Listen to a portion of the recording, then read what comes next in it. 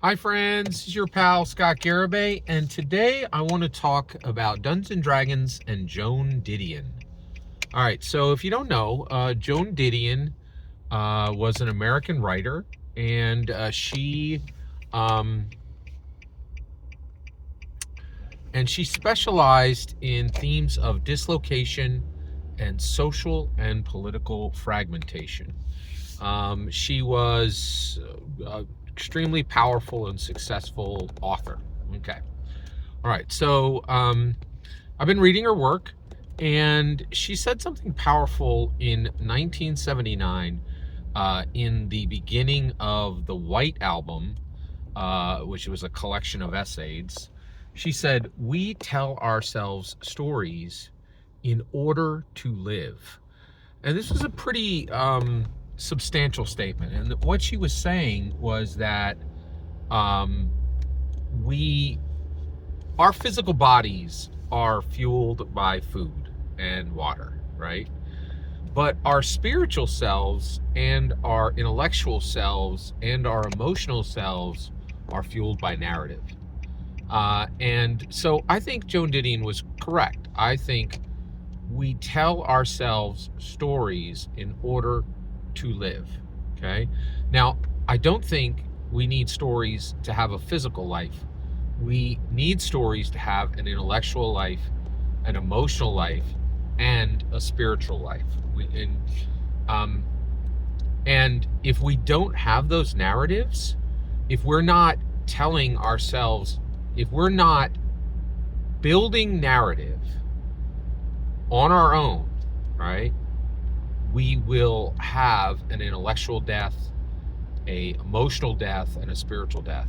And I really think you and I need to understand we are in the middle of The Walking Dead, right? And why has The Walking Dead been on television for like 15 years, right?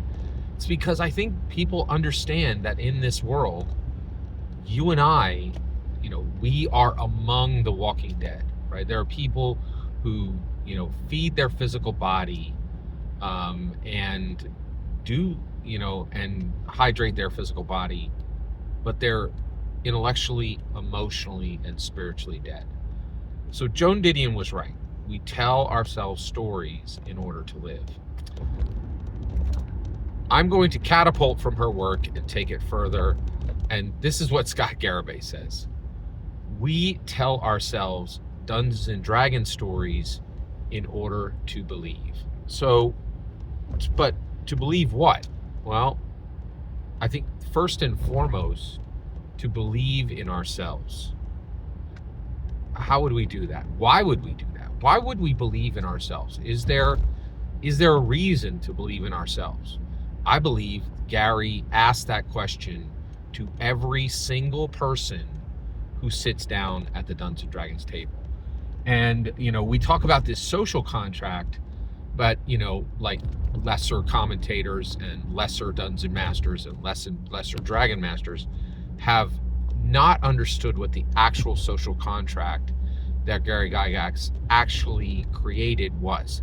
They thought it was a social contract between players and dungeon masters, between the players themselves, between the player and the dungeon master, this social contract to build this story together. That's not correct.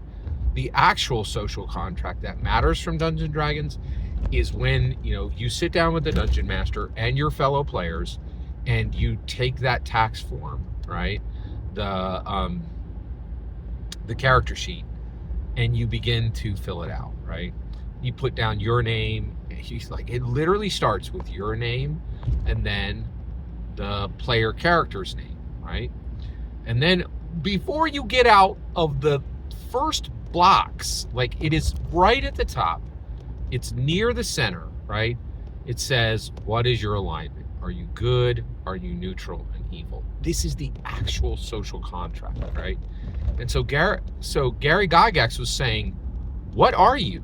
Right? Are you good? Are you a hero? Are you neutral and you can be with heroes? Are you hero adjacent, right? Or do you suck as a person and you are evil, right? Now, what's wild about this is what Gary did to mirror the sacred for the secular. Okay, I'm a sacred person. I'm literally a mirror of God, a mirror of Jesus, a mirror of the Holy Spirit. I am a reflection of them. Because of the grace of Jesus Christ, I'm saved, right? So I have a sacred influence on my life, saying your value is not within yourself. Your value is that Jesus Christ will stand for you at the judgment throne and literally gave his life for you. That's where your value comes from. Okay, so I know, right, that I am valuable, that I am good, right? So good God loved me, right? And not good because of my actions, but because Jesus's righteousness is credited to me. I'm a good person, right? Because of Jesus's investment in me, right? Secular people don't have this, right? They never have this, and they had never had it before Gary Gygax. Nothing in the world asked a lost person, what are you? Are you a hero? Are you good? Are you worthy of standing near a hero, right? Can you carry the gold for them, right? Can you hack down a few goblins so that they can go about their good work? Can you aid them? Or are you evil?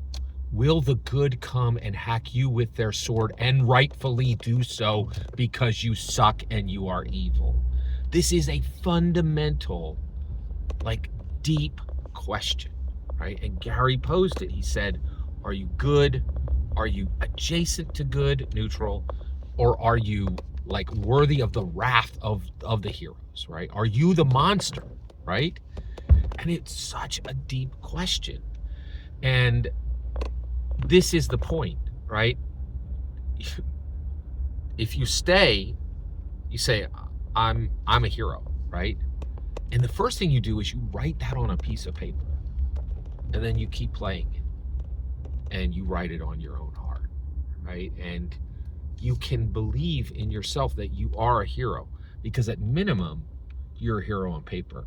But that won't last long, right? You know what it is like to slay dragons, and soon you will be a good person. You will be a hero as you realize that life is quests, and that you need to have your sword sharp, and you need to find a war band, and you need to quest, right? And you need to pull yourself out of the neutral bracket. You need to make sure you never dip into the evil bracket, and that you remain a hero. We tell ourselves Dungeons and Dragons stories in order to believe in ourselves. Every single word you just heard in this video is my humble opinion. Nothing more, nothing less. The important part is when I get to hear your humble opinion. You get in the comments and send your traffic. Please consider liking and subscribing, and have a fetch millennium.